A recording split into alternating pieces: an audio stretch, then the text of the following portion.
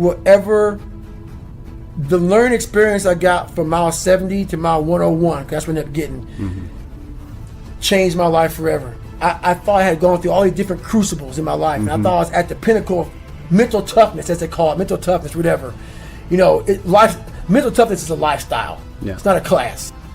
So I was here, and I thought, man, I'm way up here mental toughness wise. My mindset's great. Mile 70, I sat down in this chair, and my nutrition was so bad, my plan was so messed up. I sat down, and I literally had to go to the bathroom so bad. I hadn't gone to the bathroom in 12 hours. And that Ritz cracker was basically a Ritz cracker ball, because you know, without the proper water and I mean, I was just jacked up. So I sat there, and my ex-wife used to be, I don't know if she's or not, I don't know what she's doing now, but she was a nurse, and I was in bad shape. But I hadn't really gone to the bathroom that bad yet, not like I did afterwards. But the thing was, I couldn't get up. My mind was all messed up.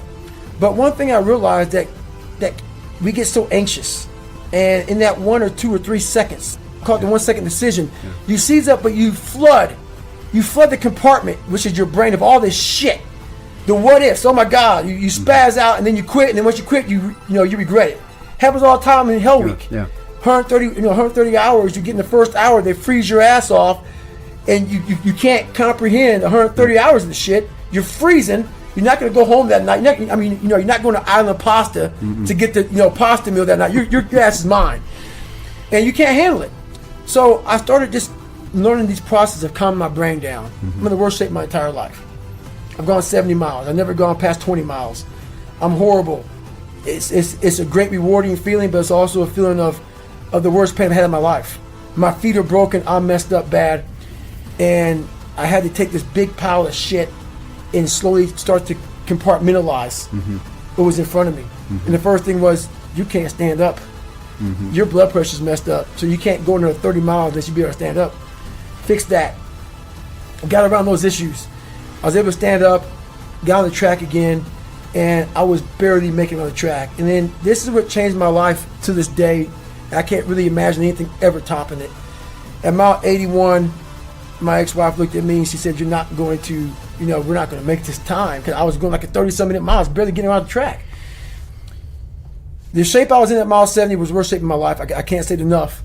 I ended up running I ran 101 miles. I ran the next 20 miles. Didn't walk another step. And I did it in like 18 hours and 56 minutes.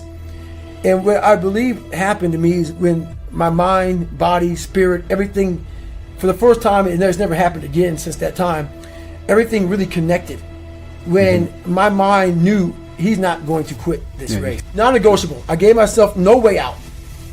My mind said, we have to find more. We've all of us have gone through very hard times. But when we're in a hard time, our mind has a way of forgetting what all we've overcome. I have a way of taking 1 second when I want to quit and saying, okay, you endured this. So I look at my life and how I came up as the ultimate training ground, versus most people look at it as, why? Woe is me. God, why? Why? I had to flip this upside down and say, hang on a second. God was training me to be one of the baddest men on the planet. That's how this was my journey. So when I was in the worst time of my life in Hell Week, I looked at everybody and said, I'm the most trained person here. So I'm looking at the baddest people on the planet. I'm looking at them like this. You guys can't hold a stick. So I started looking at verses like, I don't belong here, versus like, I might be the baddest person to ever come here. Who could have pulled this off?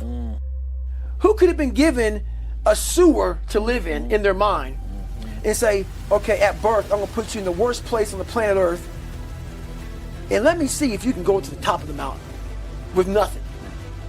But just hard work, grit, and figuring it out, and not putting yourself back in the dungeon every time something got hard. So that's what became my daily voice was, you really are the baddest person on the planet. And after a period of time, you start to believe that. And so that's what happened to the first Hell Week, the second Hell Week, the third. Hell Week, that became my new norm. So what most people fear, I can never go through one. I don't want to go through two. Even SEALs will tell you that. That Navy, so I did 18 months in Navy SEAL training. only supposed to be 6 months long. It became my new norm. And that's what people don't do enough of. You're always looking for a new norm. And that's how my mind started saying, getting beat, suffering, broken legs, this is my new norm. And my mind started changing with the reality of who I want to be. Everywhere we look, we have negativity and impending doom being thrust upon us and put into our lives. Okay? The news fucking sucks. People fucking suck. Everybody is complaining. Everybody's trying to divide everybody and, argue over this or that or this. Dude, it's a stressful time. It's not a normal time. This is not normal. And you should remember that. You need to remember that what's going on in our world right now is not just difficult for you. It's difficult for everybody. Now, certain people might be doing better right now. They might be making money. Their job might be more secure, or maybe things are going, better for their fitness or whatever. Here's the point. This shit is stressful and it's wearing us the fuck out mentally. There's a lot of people out there who are struggling in spite of the fact that they're doing everything they know they should do. And that's who I want to talk to today. Okay. Look, guys, this shit, pursuing success, becoming someone who is abnormal, becoming someone who sets the fucking standard for others, becoming someone who shows the rest of the world what is possible is a very difficult path.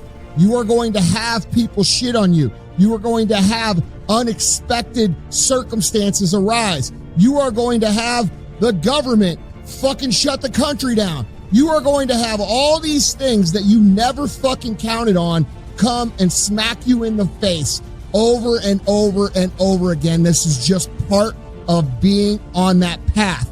But here's what I want to point out to you all. Every single one of you who is struggling right now, you need to understand this.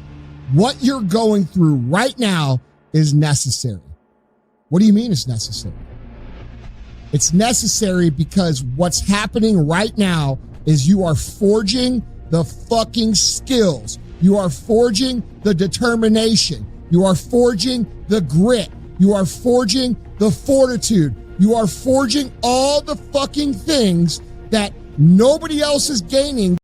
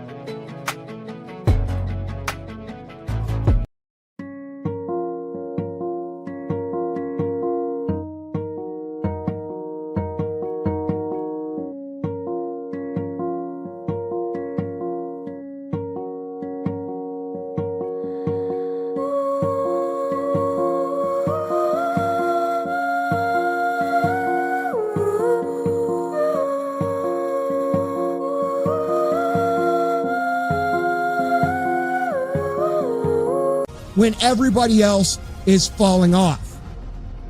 This is how you look at hardships. This is how you look at frustration.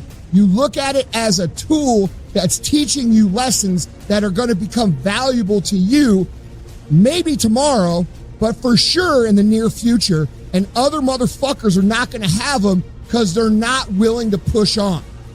Okay, so if you're struggling right now and you're having a hard time and you're pissed off and you're frustrated, know two things. One, you're not alone. Two, this is necessary for you to get where you want to go. And if you quit, if you falter, if you stop, all of the pain will be for nothing.